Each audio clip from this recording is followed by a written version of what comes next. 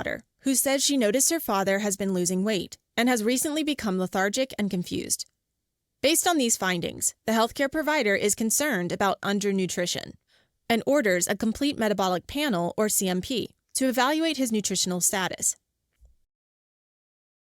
All right, total serum protein measures two proteins found in the serum: albumin and globulins.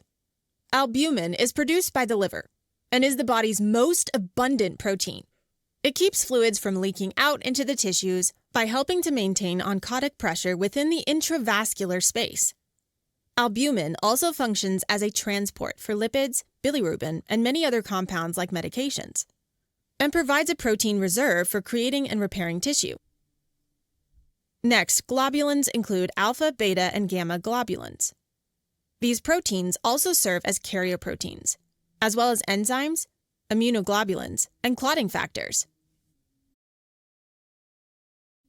The albumin value can be divided by the globulin value to get the albumin-globulin ratio, also known as the AG ratio. Now, total serum proteins can be drawn on their own, or as a part of a complete metabolic panel. In healthy adults, total protein ranges from 6.4 to 8.3 grams per deciliter.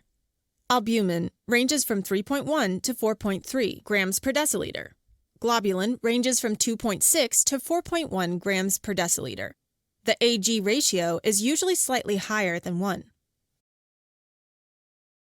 All right, there are some conditions that can increase a client's total serum protein.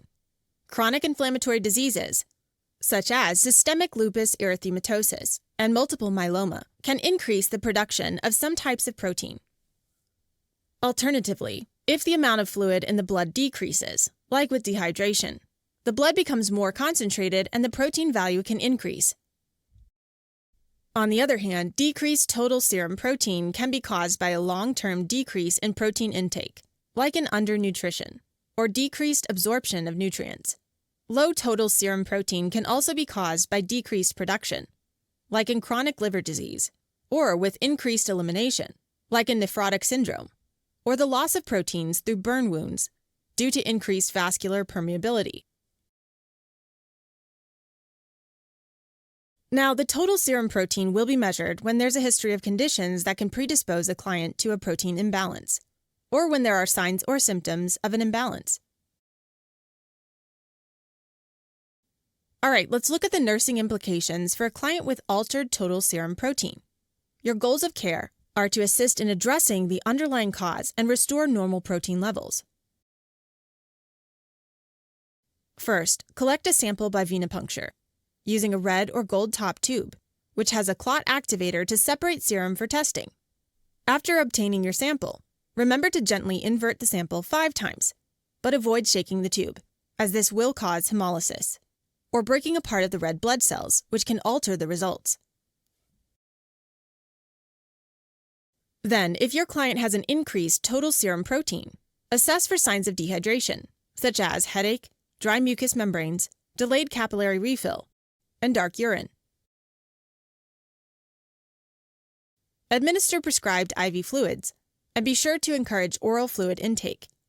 Closely monitor vital signs, intake and output, as well as repeat total serum protein levels.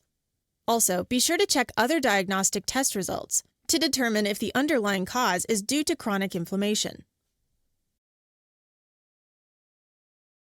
Now, if your client has a decreased total serum protein, your interventions will depend on the cause. For instance, if your client's low protein is due to undernutrition, monitor their weight, intake, and output, and collaborate with the dietitian to perform a thorough health and nutrition assessment to ensure their nutritional needs are met. If your client has lost too much protein due to a chronic disease, take steps to address the underlying cause and administer the prescribed IV albumin as indicated. All right, as a quick recap, total serum protein measures the serum level of albumin and globulins. High total serum protein could be due to chronic inflammatory diseases, and low total serum protein can be caused by a long-term decrease in protein intake, decreased absorption of nutrients, decreased protein production, or with increased elimination. Nursing implications include assisting in addressing the underlying cause and restoring normal protein levels.